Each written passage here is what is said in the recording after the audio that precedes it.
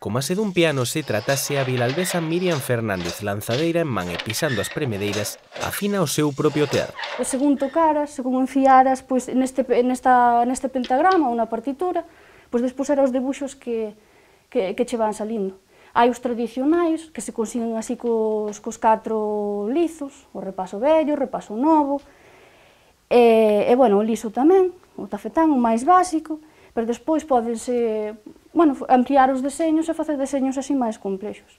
Dende a parroquia de San Bartolomé de Insua e coa artesanía como pilar fundamental da historia da súa familia, esta tecelá e historiadora chairega comezou moi nova a tirar do fío e conectar así con outra época. Tiña 17 anos, era moi noviña, e permitiu un pouco esa unión interxeracional tamén, cos mulleres maiores da parroquia, que conocían estes oficios, conectar con elas, recuperar toda esta sabiduría. Seguindo os pasos como tecelá da súa nai, xuntas decidiron abrir o seu propio obradoiro téxtil Fusaiola, que conta xa dende hai 4 anos co selo de Artesanía de Galicia.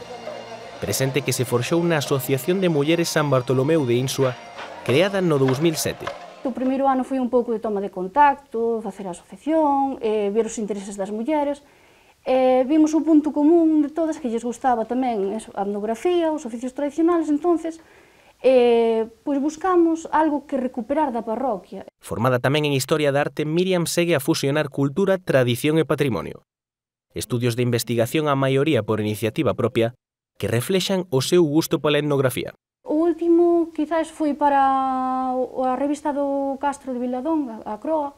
Fixen un estudo sobre un elemento da produción textil grego, que é o epínetron, que é unha peza cerámica pouco coñecida, co que se fiaba en época clásica. Hipóteses, comparacións e eventos de reconstrucción histórica que chegan ata museos doutros puntos da xeografía.